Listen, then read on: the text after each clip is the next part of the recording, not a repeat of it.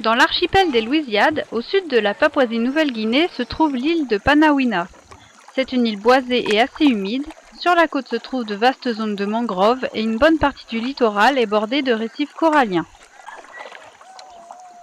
Le village de Beaumalo, comme la majorité des villages des Louisiades, est isolé du monde extérieur. Il n'y a pas de poste, pas de téléphone et les contacts se font grâce aux pirogues à voile. Beaumalo et les hameaux voisins forment une communauté d'environ 300 personnes. La vie des habitants est centrée sur la satisfaction des besoins essentiels, se nourrir et se loger. Les journées sont bien remplies. Les maisons sont construites sur pilotis, juste au bord de la mer. Chaque maison abrite une famille et quand la famille s'agrandit avec la génération suivante, une nouvelle maison est construite à côté. À Beaumalo, plusieurs maisons sont en construction. La charpente est faite avec du bois local très dur. Le sol et les murs viennent de lattes taillées dans des racines de pandanus, tandis que le toit est fait avec des feuilles de cocotier tressées.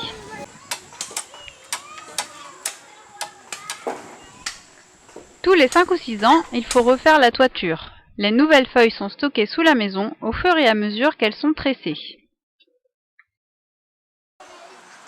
La communauté dispose d'une école élémentaire. Elle est construite sur le même modèle que les maisons, sur un terrain à l'écart des habitations, à côté de l'église.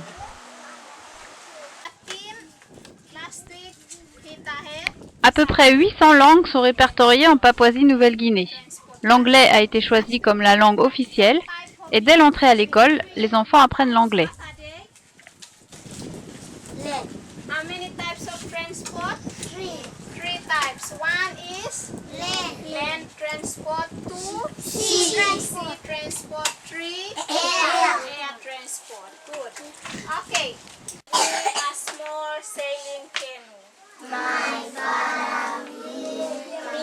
A small sailing canoe. It has a blue sail. Les enfants ont classe du lundi au vendredi de 8h à 13h. Il n'y a que le niveau élémentaire et au-delà, il faut se déplacer sur une autre île. Depuis cette année seulement, l'école est gratuite en Papouasie-Nouvelle-Guinée. Ceci a quand même considérablement augmenté le nombre d'élèves. En théorie, l'État fournit quelques fournitures scolaires, mais en nombre insuffisant. Les pages des cahiers sont gommées pour pouvoir être réutilisées plusieurs fois.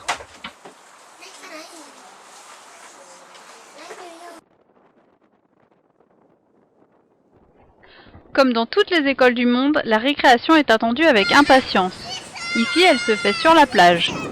Les enfants ont l'habitude de vivre ensemble, et même à la récréation, ils jouent tous ensemble.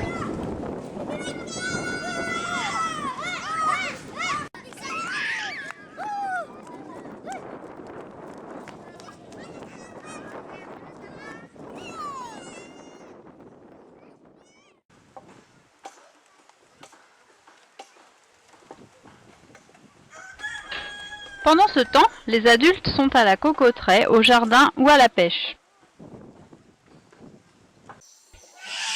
Les jardins sont sur des terrains en pente autour du village et sont clos pour empêcher les cochons de tout dévaster. On y cultive des bananes, des tubercules comme le manioc, le taro, le yams, des potirons et quelques fruits comme la papaye ou l'ananas.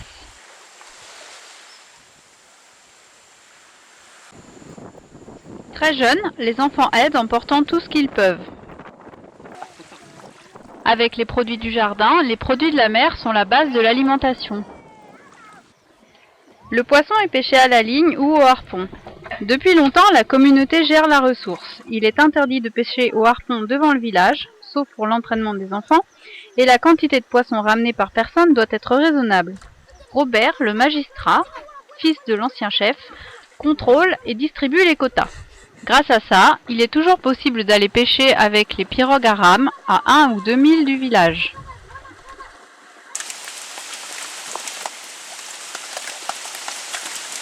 La mangrove est aussi une source très importante pour l'alimentation. On y trouve beaucoup de mollusques et aussi notamment le fameux crabe de vase. Toute la cuisine se fait au feu de bois et la corvée de bois est souvent pour les filles. Les maisons sont en général constituées d'une pièce unique. Le feu est allumé sur une plaque métallique pour y faire la cuisine. Le repas est ensuite pris à même le sol, assis sur des nattes. Il n'y a pas d'électricité et l'éclairage est possible quand les lampes ont des piles. Il n'y a bien sûr pas de télé, pas d'ordinateur et les soirées se passent tous ensemble autour du feu à chanter, discuter, rire ou jouer.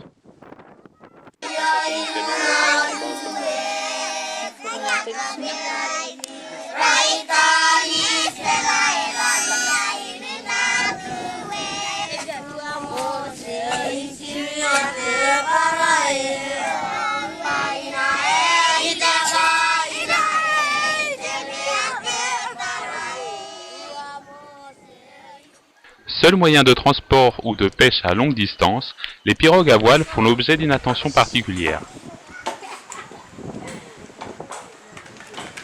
Leur maniement demande de la force, il n'y a ni poulie, ni palan, ni taquet.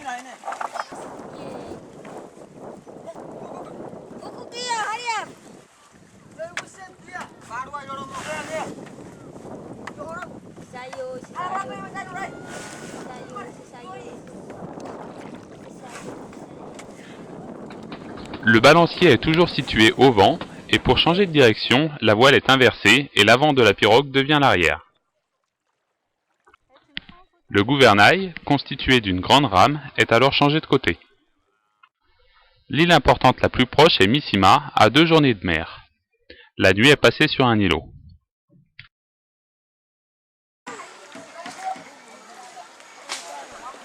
À Ébuy, le hameau voisin de Beaumalo, c'est l'effervescence. 2 pirogues sont sur le point d'être terminées.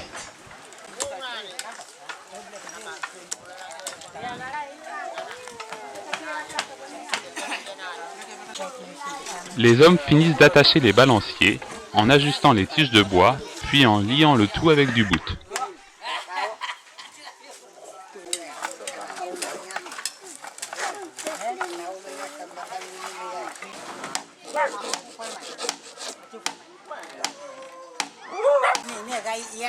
Ils utilisent du bout de récupération, provenant souvent de vieux filets de pêche dénoués.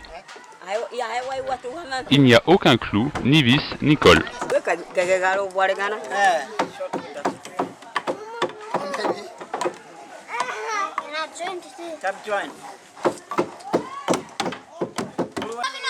Pour l'occasion, les femmes cuisinent pour tout le village et ceux venus aider.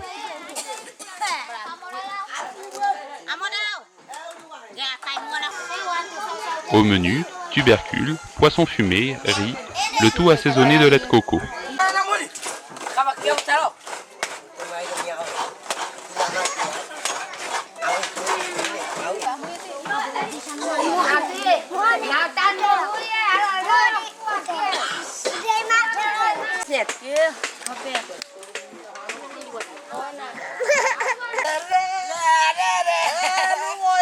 La viande n'est consommée que de façon exceptionnelle.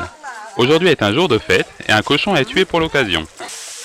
Les enfants, dès qu'ils sont assez grands, veulent aider et aiment copier les grands.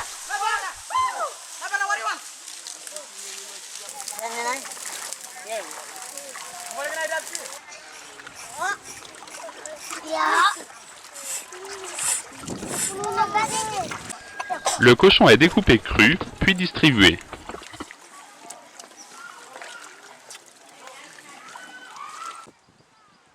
Les pirogues à voile font rêver les enfants, surtout les garçons.